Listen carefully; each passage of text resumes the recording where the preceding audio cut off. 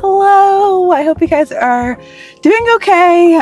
Per usual, I feel like I'm always starting these like, are you okay? Are you okay? The world is burning. The world's been burning for a long time. I find like the discourse about everything that's happening on the internet really interesting because of like the Black response, in part being, yeah, this has been happening to us this whole time. And like it took it happening to you for you all to care.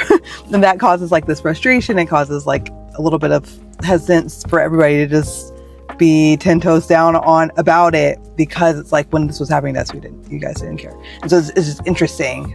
Or it didn't seem like such an emergency before this moment when it was happening more explicitly to you.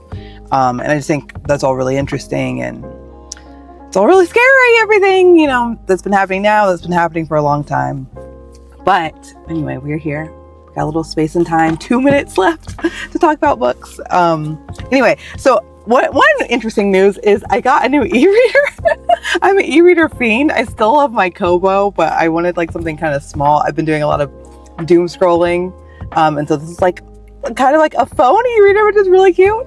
But anyway, I'm going to talk about this book on my iPad because it's synced. It's all Kobo. So, Kobo app on here and then Kobo app on here. Anyway, I'm now reading Hanif Abdurraqib's There's Always This Year, which is about basketball and about Black culture and about community and love and care.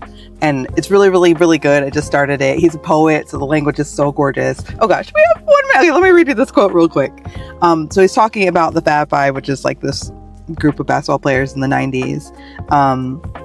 And let me just read this real quick. He says, in the fall of 1992 and early 1993, when announcers sometimes talked about their black socks and baggy uniforms and bald heads and trash talk and the music they listened to and the clothes they wore before and after games and the way they walked into arenas with a lean and a slight dip. And isn't it funny the links our enemies go to in order to say, I'm afraid I am being left behind, and then who will love me? I think that's so interesting. Like the culture, and specifically like culture linked to identity being this sort of like in-group thing, this if you know thing, or this like whatever we make is that culture, and kind of sometimes outside of that critiquing that insiderness, even though it's like what sustains people, is really interesting. And I think like tying to this moment, I think it's like super important that we both have solidarity, we fight the powers that be, but also that we understand we're different and sometimes we need our own space. And I just think that was really well articulated here through this team. Oh